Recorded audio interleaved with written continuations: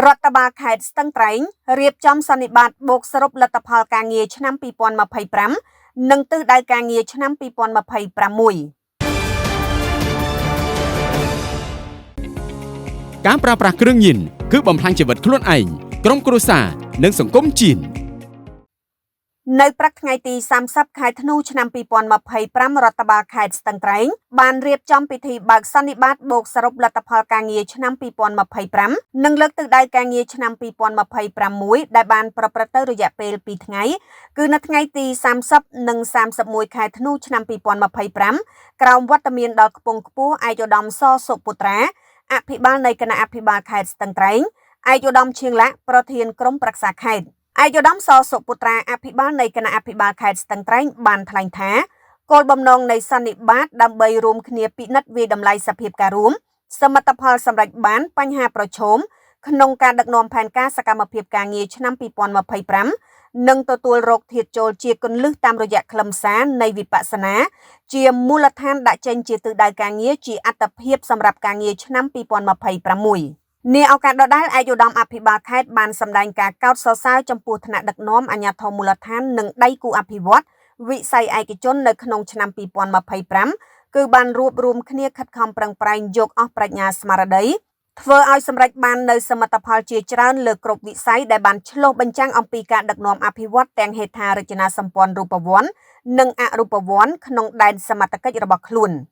លើសពីនេះបានក្លាយជាមហាគ្រួសារនៃសាមគ្គីដ៏រឹងមាំក្នុងការចូលរួមគៀងគរធនធានមនុស្សធម៌ពិសេសស្មារតីខ្មែរតែមួយដើម្បីគ្រប់គ្រងដល់វរៈកងទ័ពនៅសមរភូមិមុខការពារបូរណភាពទឹកដីអធិបតេយ្យភាពជាតិដល់អង្គអាចក្លាហាននិងគ្រួសារប្រជាពលរដ្ឋដែលភៀសសឹកផងដែរក្នុងអង្គសន្និបាតរដ្ឋបាលខេត្តស្ទឹងត្រែងបានដាក់ចេញនៅដំណើរការវិបស្សនាការងារជាអត្តភាព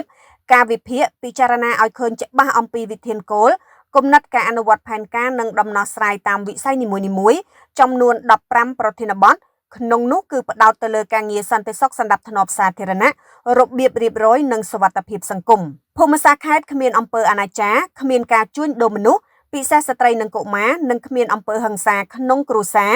រួមចំណែកលើកកម្ពស់ជីវភាពប្រជាជននិងសេដ្ឋកិច្ចសហគមន៍ការផ្ដល់សេវារដ្ឋបាលប្រកបដោយគុណភាពតម្លាភាព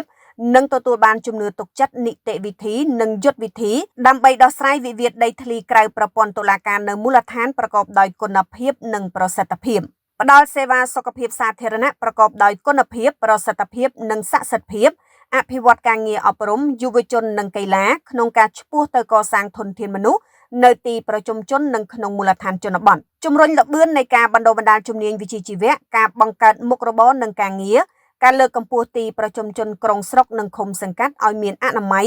មានសោភ័ណភាពល្អនិងមានបរិស្ថានល្អលើកកម្ពស់ការអភិវឌ្ឍទេសចរនៅក្នុងខេត្តលើកកម្ពស់សមត្ថភាពក្រុមប្រឹក្សាថ្នាក់មូលដ្ឋានដើម្បីពង្រឹងអភិបាលកិច្ចល្អ